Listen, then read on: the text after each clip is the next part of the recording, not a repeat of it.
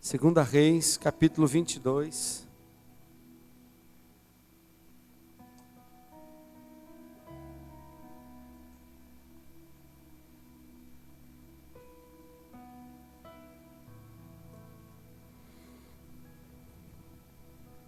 Versículo 1 e 2.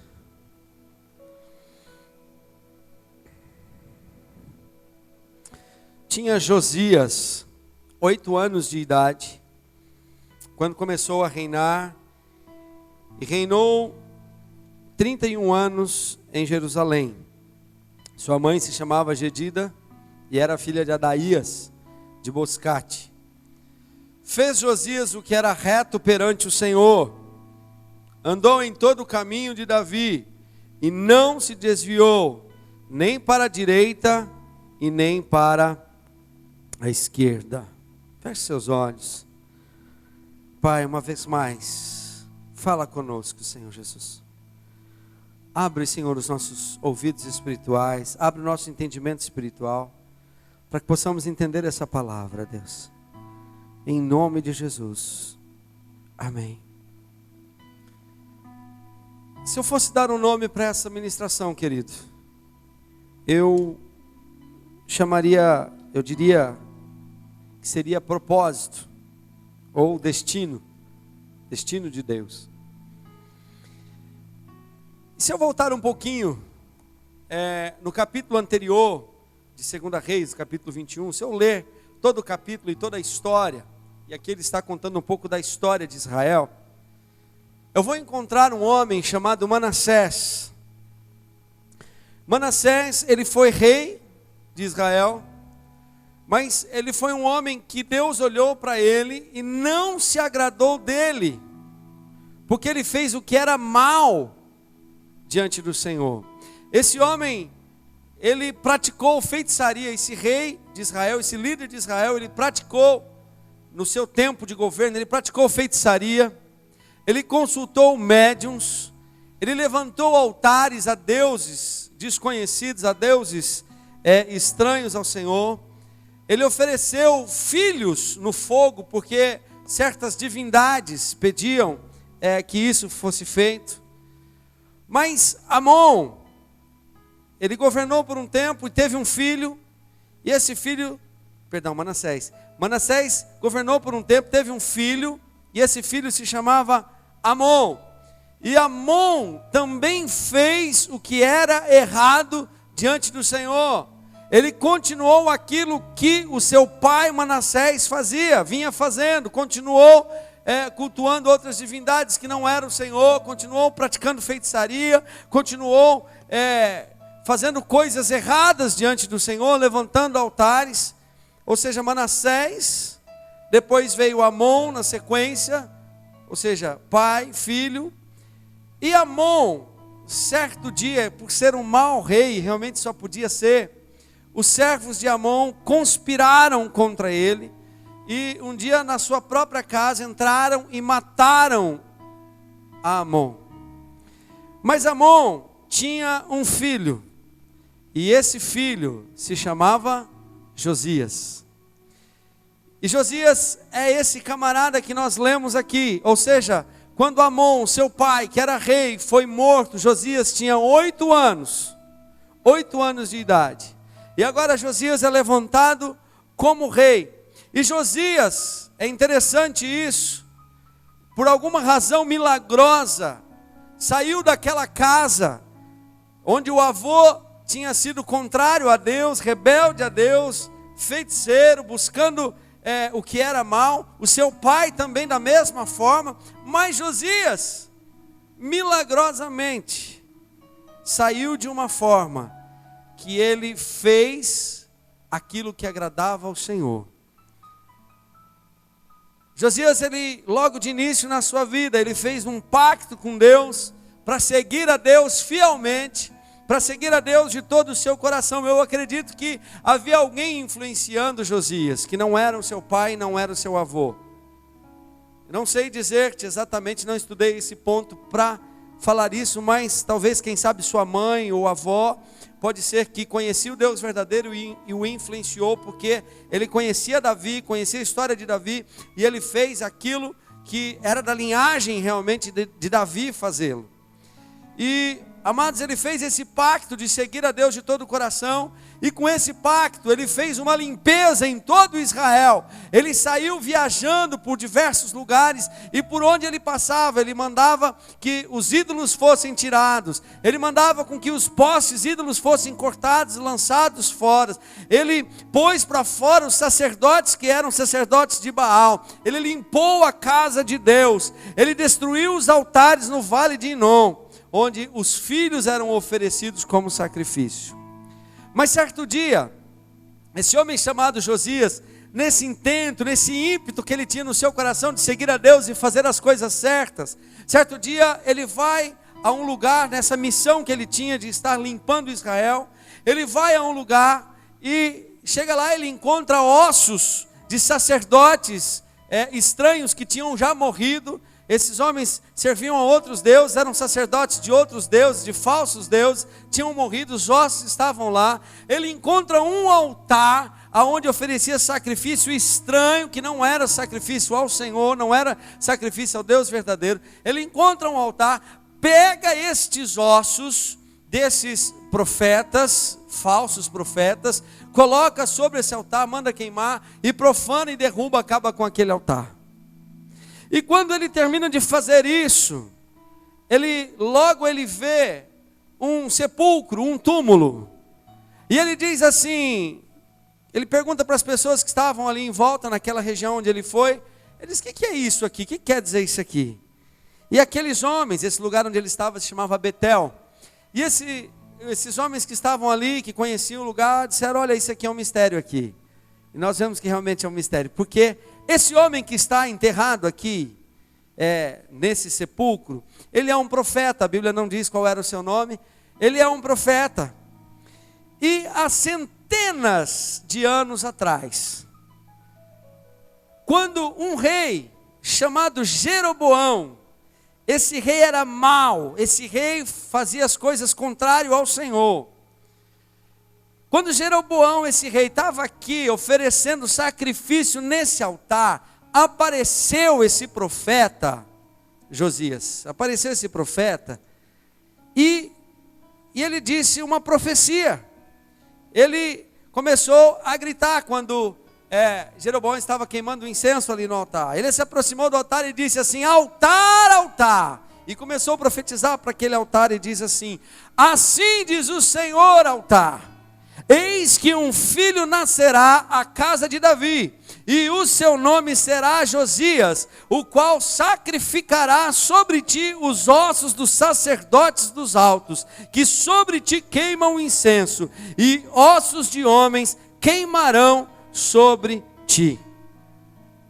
Isso aconteceu, esse profeta, esse rei Jeroboão, aconteceu séculos antes do rei Josias fazer isso, do rei Josias chegar ali.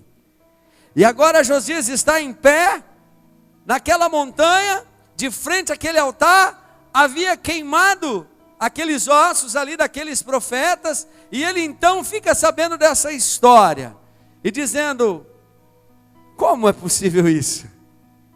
Como alguém sabia que eu ia vir aqui? Como alguém sabia que nasceria alguém? Amados, naquela época não tinha Bíblia, a Bíblia não tinha sido escrita ainda, para que ele pudesse ir lá no livro de 2 Reis. Ah, tá, lá atrás, então em 1 Reis, porque está escrito em 1 Reis 13:3, essa profecia que eu te disse aí do profeta Jeroboão, está em 1 Reis 13:3. Ah, vou lá em 1 Reis, estava escrito meu nome lá mesmo. Não, amados, não tinha nada disso.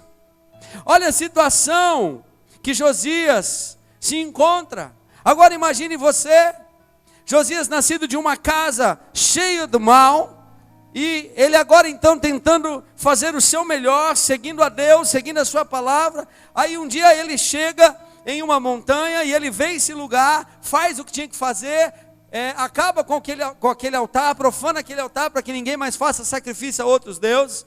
E de repente ele vê esse sepulcro, e alguém diz assim: olha, Josias, a sua vinda até aqui, alguém séculos atrás já havia dito que iria acontecer.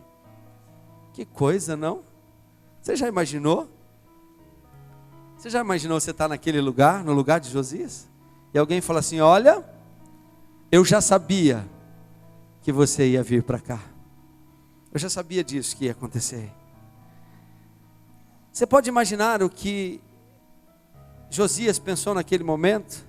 Que tudo o que ele fez, certamente ele achou que ele fez por ele mesmo. Vou fazer porque é o certo a fazer, eu vou fazer. Mas na verdade, todas as coisas, o seu sentimento, o seu senso de direção, as suas vontades, todas elas culminaram para que ele chegasse até ali, para que ele fizesse aquilo que tinha que ser feito. Tudo profetizado por Deus. Tudo, todas as atitudes, as vontades, os pensamentos, tudo orquestrado por Deus. Ele não sabia.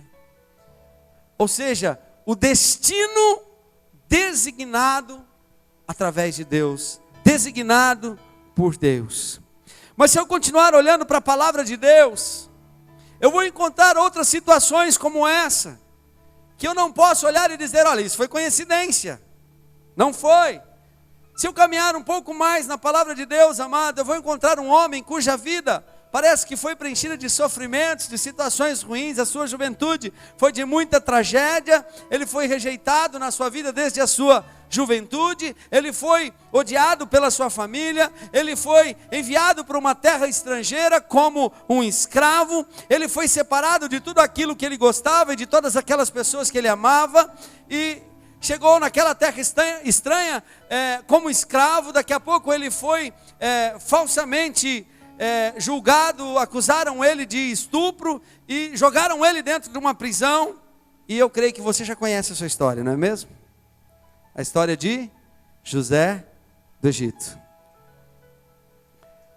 E no entanto, de repente esse homem que nós conhecemos por José, ou José do Egito, ele iria encontrar-se num grande trono, ou seja, no trono do Egito, como um dos maiores administradores da história. José era o segundo homem, depois de Faraó, em ordem de poder. Por uma série de situações que aconteceram em sua vida, ele estava lá. E um dia, ele estando lá, ele vê um grupo de pessoas estrangeiros chegando, porque chegavam muitos estrangeiros naquele lugar por causa da fome, iam até o Egito para buscar alimento. E ele percebe que aquele grupo de estrangeiros ele conhecia, existia algo familiar. Ele percebe que aquelas pessoas nada mais era a sua família que ele havia perdido há algum tempo. Nada mais eram do que os irmãos que o haviam traído. E agora ele vê esses irmãos se inclinando diante dele para pedir o seu favor e a sua clemência. E naquela hora ele fala: eu já vi essa cena antes, eu já vi isso acontecendo antes. E aí bate tudo na cabeça de José, e ele se lembra de que ele teve um sonho muitos anos atrás, antes de acontecer todas essas tragédias. Ele teve um sonho em que ele viu seus irmãos se inclinando, se curvando diante dele. Percebe, amado?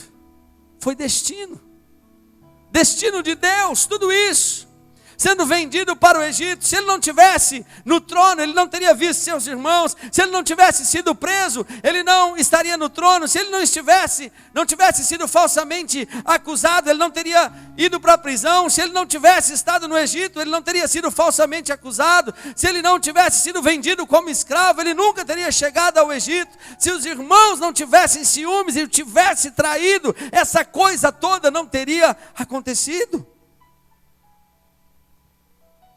Eles nunca seriam salvos da fome. Eles nunca participariam daquilo que eles participaram naquele lugar. Perceba, amado, era tudo destino de Deus, através de tudo. Isso me faz olhar para a minha vida e começar a pensar sobre as coisas que acontecem comigo. Será que simplesmente acontecem porque acontecem? Será que as coisas simplesmente acontecem comigo porque elas têm que acontecer? Será que é isso mesmo? Ou será que tem alguém por trás de todas essas situações para que eu chegue até onde eu deva chegar? Você já parou para pensar nisso, amado? Uma outra situação de um outro homem, que você também conhece muito. Um dia, um rei de Israel lutando nas montanhas, ele cai sobre a sua espada, nas montanhas de Gilboa, ele cai sobre a sua espada e ele morre. E por causa disso, um homem chamado Davi é levado ao trono de Israel, tomando o lugar desse rei que foi morto nas montanhas, que era Saul. E Davi agora é rei de Israel. E aquele Davi que foi tomado lá dos campos, aquele que era o pastorzinho de ovelhas, aquele jovenzinho simplório que lutou ali contra o gigante Golias, aquele Davi que como homem foi perseguido pelo rei Saul e foi olhado pela nação de repente como um homem que não era do bem, virou um refugiado, foi tido como inimigo, viveu como um fora da lei no deserto por causa dessa situação de perseguição, mas agora de repente a coroa de Israel é colocada sobre a sua cabeça, e ele se lembra que um dia um velho profeta esteve lá no início de tudo, quando ele ainda estava cuidando dos cordeirinhos, das ovelhinhas, lá no pasto. Um velho profeta coloca a mão sobre a sua cabeça, derrama óleo sobre ele e diz: um dia você vai ser rei de Israel. Será que se alguém chegasse para você hoje e dissesse: um dia você vai ser o presidente da república, o que você faria? Como? Impossível, jamais. Amado, qual é o teu destino? Por que será que as coisas acontecem com a gente? O que Deus tem a ver com todas estas situações? Cada passo na vida de Davi, assim como nas nossas vidas, cada passo, os dias bons, os dias ruins, os maus tempos, os bons tempos, tudo isso, tanto na vida de Davi, na vida de José, na vida de Josias, tudo isso foi designado por Deus para que um propósito pudesse acontecer. Sabe, a mesma coisa eu vejo na vida de Esther, uma menina órfã, não tinha pai, não tinha mãe, um homem que não era o seu tio, cuida dela, e de repente um dia o rei resolve, do nada, fazer um concurso de beleza, e chama as mulheres que queiram participar, e ele vai escolher algumas delas para ir para o palácio, e Esther vai.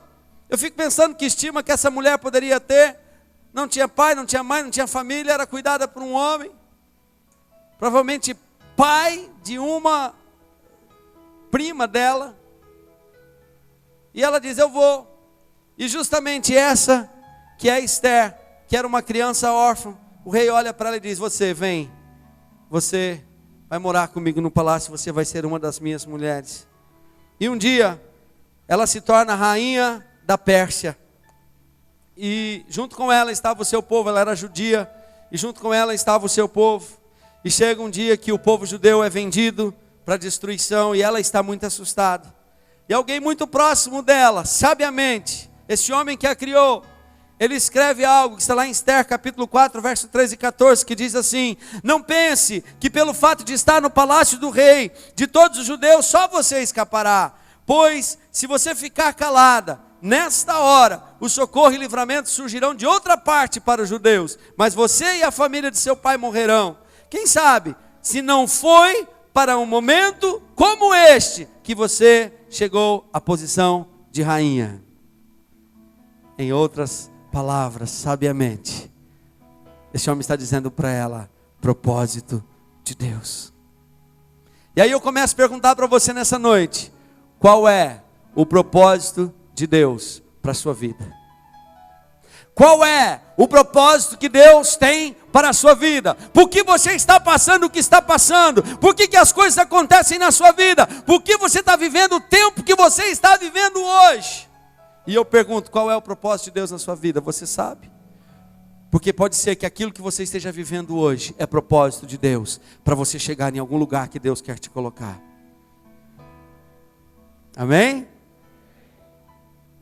Um outro exemplo, amado, que eu encontro na palavra de Deus: um menino judeu, ele se mostra de uma forma como um menino superdotado, e ele é muito sábio, como menino, como criança, ele tem uma paixão louca por Deus, por Jeová, mas ele não conhece a Jesus. Ele viveu no tempo em que Jesus já havia vindo, nascido, morrido na cruz, mas ele não conhece ainda Jesus, ele ainda não entregou a sua vida a Jesus, ele conhece somente a Deus, e ele acredita na Torá, ele acredita no Pentateuco, nos 5 livros, escritos por Moisés, e quando ele vê aquele movimento chamado messiânico, ele acredita, o movimento do Messias, ele acredita que aquilo é um falso mestre, é um falso Deus, e que está indo contra Deus, e ele em uma missão, ele se levanta e começa a destruir todos aqueles que querem chegar a Jesus, todos aqueles que querem se converter a Jesus. Ele decide então matar todos os que vão contra, entre aspas, Deus. Mas ele é brilhante, mas também ele é extremamente violento. E ele os persegue nesta missão para destruí-los. E no caminho de uma dessas missões, um dia, vem uma luz muito forte sobre ele. Ele está sobre um cavalo, ele cai do seu cavalo. E ele fica totalmente cego. E Deus vai e levanta um outro homem, chama um outro homem e fala a respeito desse camarada que caiu do cavalo. Fala, olha, existe alguém lá.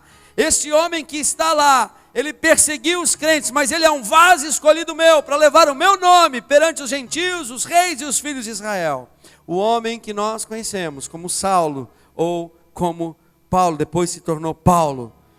Percebe que toda a sua vida estava sendo conduzida até aquele momento, até aquela hora. Sua paixão por Deus, todo o seu espírito de luta, até mesmo a sua decisão de perseguir os crentes, tudo isso foi usado, amado. Ele não tinha ideia naquela época do que estava acontecendo com ele. Talvez ele pensasse que o objetivo era seu, de se tornar um rabino, de se tornar um homem conhecedor da palavra. Ele não tinha ideia de que Deus estava usando tudo isso. Ele não tinha ideia de que ele estava estudando com os rabinos, de que desde criança ele foi mandado para estudar, para ser sábio, para que depois, ele não tinha essa ideia de que depois ele iria usar tudo isso para escrever coisas que nos abençoaram e nos abençoam até hoje, como o livro de Gálatas, Efésios e Filipenses, e nos abençoa até os dias de hoje. Ele não tinha ideia. Mas sabe, amados, entenda comigo e pense comigo isso. Deus não chamou Paulo para ser um apóstolo simplesmente porque ele era brilhante. Não, Deus não chamou Paulo simplesmente porque ele estudou muito, então eu vou chamar ele. Não, Paulo estudou porque Deus o chamou para ser um apóstolo. Entende isso, amado? Às vezes nós achamos que nós é que decidimos fazer as coisas. Às vezes nós achamos que nós é que queremos fazer as coisas. Nada. É Deus que põe no nosso coração. Porque existe um propósito em Deus para as nossas vidas. Qual é o teu propósito? Qual é o teu propósito? Sabe, amado, eu olho para os discípulos. Deus não chamou os discípulos para se tornarem pescadores de homens, porque eles já eram pescadores. Que legal, vocês já eram pescadores mesmo de peixe, né? Então agora vocês vão ser pescadores de homem. Tadá! Não. Eles se tornaram pescadores de peixes, porque lá na frente Deus ia chamar para que eles fossem pescadores de homens. Deus já sabia do destino deles na eternidade. Deus já sabia que aqueles homens já iam ser quem iam ser desde o início. Sabe, querido, Deus chamou Davi para pastorear Israel, não porque ele era um pastor de ovelhas. Ele se tornou num pastor de ovelhas porque o destino de Deus era que ele iria pastorear Israel. Sabe, isso é profundo quando nós começamos a entender e aplicar na nossa vida. E o mesmo Deus de José, e o mesmo Deus de Davi, e o mesmo Deus de Josias e de Paulo, Ele está vivo hoje e é o nosso Deus e tem propósitos para a nossa vida. E o dia que você foi concebido na barriga da sua mãe, Deus já tinha propósitos para a sua vida. Você não está nessa vida de passagem, você não está aqui passageiramente, eu vivo porque eu vivo por viver. Não é assim, não funciona assim. Não é assim que Deus vê tudo isso. Nós também temos um destino designado. Eu é que sei os planos que tenho para vós, diz o Senhor. Sabe, se você tivesse que calcular na vida desses homens, ou mesmo na vida de qualquer um outro, que você vê esses propósitos acontecendo até chegar num destino onde Deus queria que chegasse, se você pudesse calcular, ou tivesse que calcular quantas ações, quantas reações, quantos pensamentos, quantas decisões por segundo foram feitas nisso tudo, você não teria como contar. Mas Deus sabe de todas as coisas, Ele orquestra todas as coisas divinamente. Sabe, muitas coisas precisam acontecer como acontecem, para que sejam assim, para que alcancem o seu fim. Deus tem um destino agendado para a sua vida. Ele tem o número de cada fio de cabelo na sua cabeça. Ele sabe quantos tem, a Bíblia diz isso. Efésios 2:10 diz: porque fomos feitura sua, ou seja, fomos feitos por Deus, criados em Cristo Jesus, para as boas obras, as quais Deus preparou, para que nós pudéssemos, nós andamos naquilo que Deus prepara. Entenda isso, amado. Qual é o seu destino? O que Deus tem para você? Qual é a sua missão? Você não está aqui de passagem, amado. E eu quero te dizer uma coisa: ter esse destino, ter essa missão, ter um propósito de vida, isso não é apenas para José, para Paulo, para Esther. Não, isso é para mim, isso é para você. Deus tem um destino para a sua vida. Isso é para todas as pessoas, não é somente para algumas pessoas. Existe um destino designado para a sua vida. Existe um destino, algo já foi falado no mundo espiritual, sobre o destino espiritual, sobre o seu chamado. O dia que você foi concebido no ventre da sua mãe, esse destino já estava designado. Jeremias capítulo 29, verso 11: porque sou eu que conheço os planos que tenho para vocês, diz o Senhor, planos de paz e não de mal, planos de dar-lhes esperança e um futuro. Sabe, o que eu quero dizer para você, amado, é que existem coisas muito maiores. Preste atenção nisso que eu vou te dizer agora. Existem coisas muito maiores por trás da sua existência do que você pode ou possa imaginar. Posso ouvir um amém? Existem coisas muito maiores do que você pensa. Existem coisas muito maiores do que você imagina. Sabe, amados, não é sobre o que nós pretendemos, mas o que Deus pretende. Todos os nossos planos, todas as nossas visões e projetos, eles são apenas vasos. E vasos que podem ser usados para o destino de Deus. Entenda, amado, nós somos um movimento profético. Nós temos um destino designado. A mesma razão da mudança da vida de José. Ele era um filho, se tornou um escravo. Ele era um filho amado. Era rejeitado pelos seus irmãos, mas seu pai o amava demais. Mas de filho ele foi a escravo. Ele passou a ser um prisioneiro. Mas daqui a pouco ele se tornou um príncipe, um redentor. Porque por trás de tudo isso estava a mão de Deus. Foi um destino formando tudo na imagem dos planos de Deus. Até que finalmente José chegou a esse momento que havia algo maior. Sabe, amado, há algo maior para a sua vida. Há algo maior para a sua vida. Será que você acha ou você pensa que você existe simplesmente porque você existe? Estou vivendo, estou aqui levando a vida, deixa a vida me levar. Será que é só isso? Tem um ditado que diz que o homem nasce, cresce, casa, tem filhos e morre. Será que é só isso, amado? Será que é só isso que nós vamos viver? Será que é só isso que tem para nós? Eu acho que é, pastor. Para a minha vida eu acho que é só isso mesmo, não tem mais nada não. Mentira do diabo. Tem algo maior para a sua vida.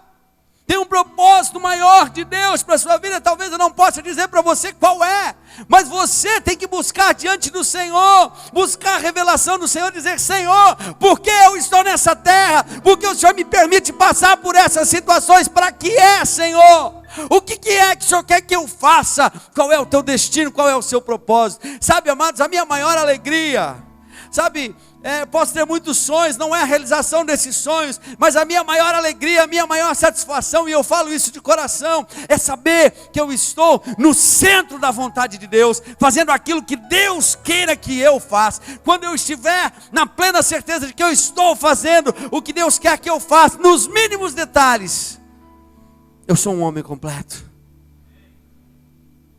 Você precisa entender isso, amado. Sabe, talvez você até queira que seja assim: vou vivendo por viver. Eu vou lá na igreja de vez em quando, eu vou levando a minha vidinha, trabalho todo dia, chego 6 horas em casa, bom chinelão, vou para a televisão, assisto, dá 10 horas, vou dormir, tá bom. Talvez você queira que seja assim, amado, mas existe algo muito maior. Nós somos os para-raios do propósito de Deus, amém? Glória a Deus. Sabe, se nós não soubermos disso, o nosso inimigo, certamente, ele sabe para que Deus nos fez, ele sabe que existe algo muito maior para nós, e o nosso inimigo, Satanás, fará de tudo que está em seu poder, para que você não saiba qual é o seu destino em Deus, qual é o teu propósito em Deus, para que você foi chamado. Ele vai tentar nos impedir de saber quem realmente somos, para aquilo que nós somos chamados, e o quanto isso é importante. Tudo isso me leva a pensar, amado, qual é o propósito de Deus para a minha vida? Pergunta para a pessoa que está do seu lado: qual é o propósito de Deus para a sua vida? E por mais, amado, que eu ainda não saiba exatamente os detalhes, as minúcias, o que de profundo e concreto Deus tem para você, o que Deus tem para mim, eu preciso buscar, você precisa buscar isso no Senhor. E para que eu saiba o que Deus tem para mim, os seus planos, os seus propósitos, eu preciso ser mais crente, eu preciso me consagrar mais, eu preciso buscar mais a sua vontade. Eu não posso simplesmente deixar que a vida passe por mim. E como crente, eu quero que todos os propósitos de Deus se cumpram na minha vida. E que você possa falar a mesma coisa, que todos os propósitos de Deus se cumpram na minha vida. Amém? Diga comigo bem forte assim: que todos, diga bem forte, que todos os propósitos de Deus se cumpram na minha vida. Diga assim: amém. Sabe, amado, a primeira coisa que eu preciso buscar para que essas coisas aconteçam, veja, Josias, de menino, teve um pacto com Deus. Ele não sabia o que Deus tinha para ele não sabia. Os outros não puderam cumprir, seu pai e seu avô não puderam cumprir o que Deus tinha, mas não puderam cumprir o que Deus tinha, porque eles estavam fora da presença de Deus, não queriam saber de Deus. Mas Josias, de pequeno, ele quis saber de Deus, e pelo fato dele estar com Deus, dele se envolver com Deus, Deus pôde guiá-lo a todo o propósito. E aí a Bíblia diz, como nós lemos aqui, ele fez tudo o que era reto perante o Senhor, andou em todo o caminho de Davi, e não se desviou nem para a direita, nem para a esquerda, e pôde cumprir todos os propósitos de Deus na sua vida. Qual é o propósito de Deus para você, amado? Você precisa buscar um estilo de vida íntimo com Deus, de intimidade. A Bíblia diz que o Espírito Santo nos conta aquilo que Deus tem para nós.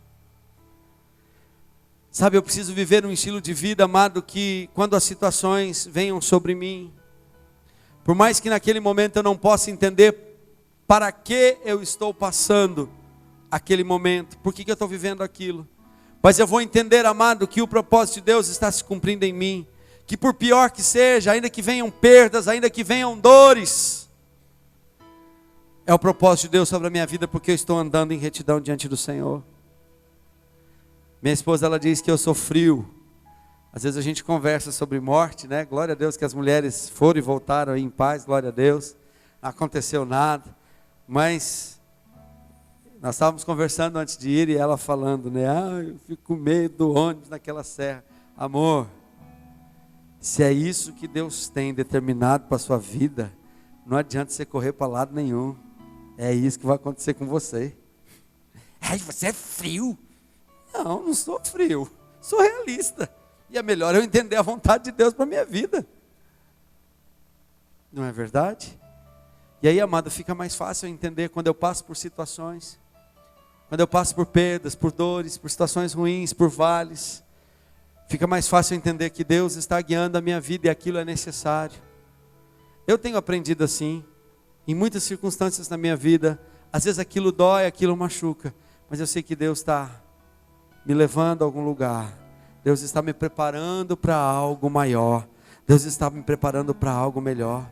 Sabe, amado, eu preciso viver esse estilo de vida, entendendo que Deus está cuidando de todos os detalhes que eu nem imagino na minha vida. Deus está lá cuidando desses detalhes, todos eles. Sabe, por isso eu vou ser crente. Por isso eu vou parar de reclamar. Por isso eu vou parar de me queixar. Quando as coisas acontecem na minha vida, simplesmente eu vou orar, eu vou adorar. Senhor, obrigado. Senhor, nas tuas mãos estão todas as coisas. Tu és o alfa e o ômega. Tu pode todas as coisas. O Senhor pode me fazer passar por isso, Deus. Só me dá força, me dá fé. Que eu saia, Senhor, do outro lado, Senhor, ileso, Pai. Me fortalece. Mas obrigado até por passar por isso. É isso que o apóstolo Paulo diz, amados. Temos alegria quando passardes por provação. Agora, se eu não sei o propósito de Deus para a minha vida, se eu não sei o que Deus quer para mim, se eu estou fora daquilo que Deus tem para mim, se eu estou andando por outros caminhos, aí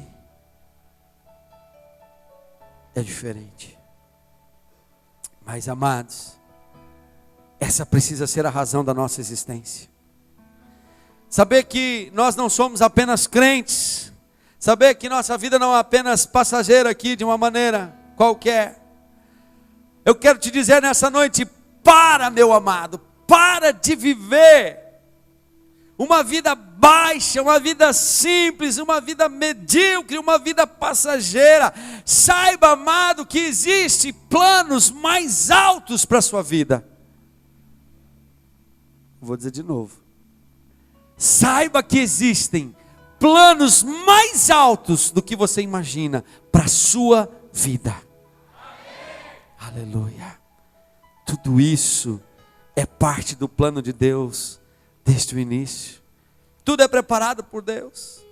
Talvez, amado, você entendendo tudo isso que eu estou te dizendo, você consiga entender um pouco melhor quando o apóstolo Paulo ele diz lá em Romanos 8:28 que todas as coisas cooperam para o bem daqueles que amam a Deus, daqueles que foram chamados segundo o seu propósito. Quando eu entendo isso, amado, eu entendo que o tempo para hesitar acabou. Eu entendo que o tempo para ter medo acabou. Eu entendo que o tempo para jogar com o pecado acabou. Eu entendo que o tempo para viver aquém do chamado que Deus lhe deu, esse acabou. Sabe, amado, o que quer que seja na sua vida que não esteja de acordo com o propósito de Deus e da salvação, precisa acabar. Agora é a hora para você tomar a decisão de afastar essas coisas da sua vida. Não é amanhã, não é depois de amanhã, é hoje. É hoje que você está ouvindo que Deus tem um propósito maior para a sua vida. Busque isso diante do Senhor. Para de ser um crente qualquer. Para de andar de qualquer maneira. Os jovens usam o termo assim, para de andar ramelando. Eu não entendo mais muito bem o que é isso, mas eu posso entender, Para de andar ramelando, tropeçando, caindo, batendo pelas paredes. Para com isso. Segundo o seu propósito. É hora de você se comprometer, amado. É hora de você viver de acordo com esse auto-chamado. Auto-chamado. Auto-chamado. A sua vida não é vida para viver de qualquer jeito. Passageiramente, de qualquer maneira. Não é, amado. Qual é o teu propósito? Foi lhe dado um propósito. Deus tem algo para realizar através da sua vida. Se você decidiu seguir a Jesus, amado, não tem volta. Esses amados que hoje aqui mais uma vez professaram a sua fé e a sua decisão em Jesus Cristo, não tem volta.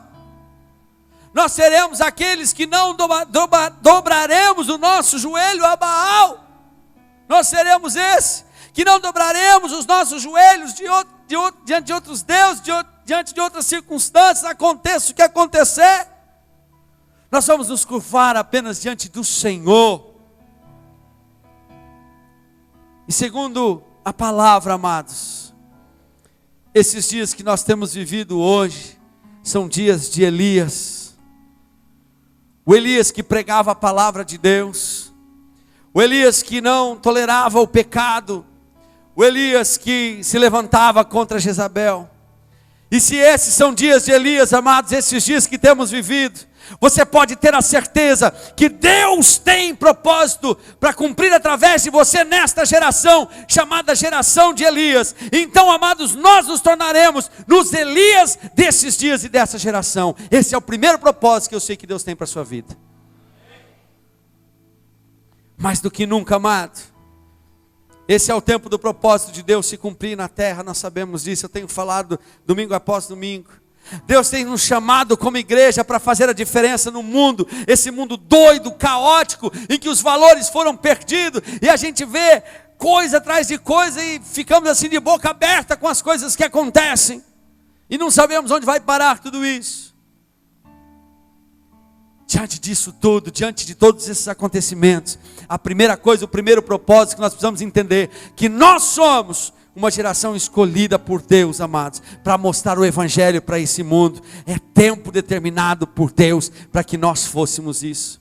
Deus determinou esse tempo para que nós, eu e você, como igreja, fosse levantado. Você quer fazer parte disso tudo, amém, amado, amém? Deus determinou que fosse assim. Não adianta você correr, não adianta você fugir.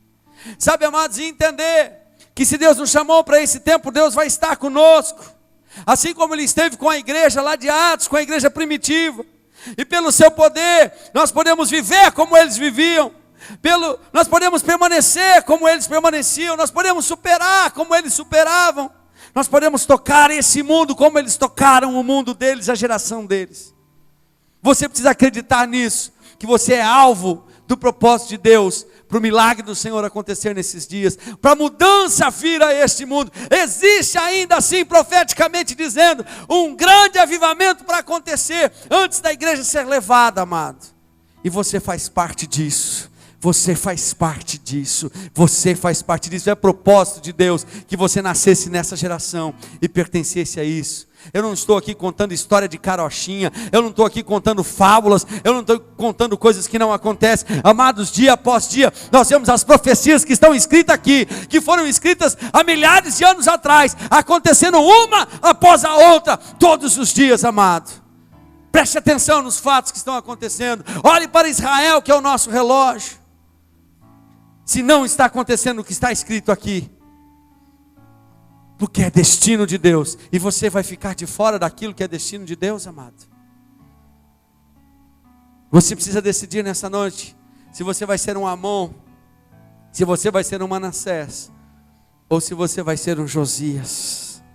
Sabe, amado, é tempo, meus irmãos e irmãs, de sermos radicais com aquilo que precisa ser radical.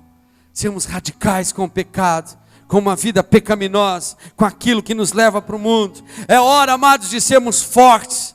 É hora de sermos revolucionários. É hora de sermos ousados, amados irmãos. É hora de sermos a mudança que o mundo precisa.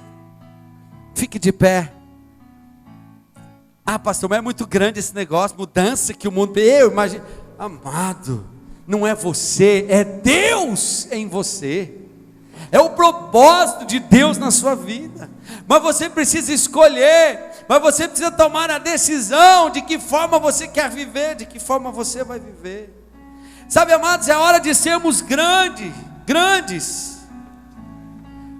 é a chamada, grande é o poder, amado, e grande é o nosso Deus. E maior é aquele que está em nós do que aquele que está no mundo.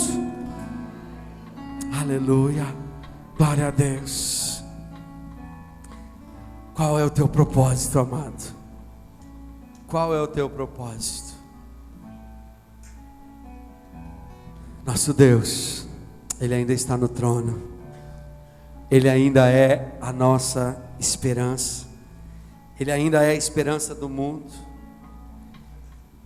Ele ainda é o único. E foi Ele quem nos elegeu através dos tempos e da eternidade. Isso é forte, amado. Isso diz que você não é um qualquer. Isso diz que você não é qualquer um, você não é qualquer uma. Mas Deus quer cumprir propósitos através da sua vida. Deus quer cumprir propósitos através de você. Põe-te em pé, homem de Deus. Põe-te em pé, mulher de Deus, espiritualmente falando. Levanta-te e resplandece, porque vem a tua luz e a glória do Senhor vai nascendo sobre ti. Aleluia. Amado, tome essa palavra nesta noite. Tome essa palavra na sua vida. Não deixe a vida passar por você. Existe um propósito. Busque no Senhor qual é o propósito da sua vida, amado. Busque no Senhor o que Deus tem para você, amado. Em nome de Jesus. Tem um cântico que diz: Ele vem, Ele vem. Prepare, a trombeta soará. E nós queremos fazer parte desse destino. Nós queremos fazer parte dessa salvação. Ele vem, a trombeta soará, claro como o sol, as nuvens voltará. Declare alto, esse é o ano do perdão, de Sião virá salvação. Ele vem, a trombeta soará, claro como o sol, as nuvens voltará. Declare alto, esse é o ano do perdão, de Sião virá salvação. Diz mais uma vez. Ele vem, a trombeta soará, claro como o sol, as nuvens voltará. Declare alto, esse é o ano do perdão, de Sião virá salvação. Que era, que é e que há de vir. Que era, que é e que há de vir. Que era, que é e que há de vir. Que era, que é e que há de vir. Aleluia. Você faz parte desse propósito, amado. Você faz parte desse projeto. Qual é o teu papel? Qual é o teu papel diante disso tudo que está acontecendo? Deus tem algo para você. Deus escolheu, Deus preparou essas obras para que você andasse pelas boas obras e para que se cumprisse o propósito dele em você. Pense nisso. Qual é o teu propósito, amado? Qual o propósito da sua existência? Qual o propósito da sua vida? Feche os seus olhos. Pai amado, que nós possamos saber, ó Deus, qual é o nosso propósito. Que nós possamos saber, Senhor, para que fomos chamados. Que nós possamos saber, Senhor, o que devemos fazer. Nós queremos estar, Senhor, no centro da Tua vontade, Pai. Nós queremos, Senhor, estarmos, ó Deus, fazendo aquilo que é a Tua vontade. Guia, Senhor, os nossos sentimentos, guia as nossas decisões, guia os nossos projetos, para que sempre estejamos fazendo a Tua vontade, Pai. É o nosso desejo. Nós queremos fazer a Tua vontade, Pai. Deus, em nome de Jesus, que a graça do nosso Senhor Jesus Cristo, o amor de Deus, o eterno Pai, as consolações do Espírito Santo de Deus e a comunhão do seu povo seja entre nós hoje e para todos sempre, em nome de Jesus. Amém, amado. Que Deus te abençoe. saia daqui alimentado pelo Senhor. Abrace pelo menos 5 pessoas. Não saia sem tomar um cafezinho. Eu te espero aqui na sexta-feira, começando a conferência da família. Deus te abençoe. E ele vem, as trombetas soará, claro como o sol. Para acompanhar as atividades da Shalom Dourados, acesse nosso canal do YouTube e siga nossas redes sociais. Para acessar nossos cultos em áudio, acesse o Cheerbeat Shalom Dourados. Faça-nos uma visita, Rua Edilberto Celestino de Oliveira, número 1558, Vila Santo André, Dourados MS. Para maiores informações, ligue para a Secretaria da Igreja, 67 3421 0461. Shalom, amor e cuidado.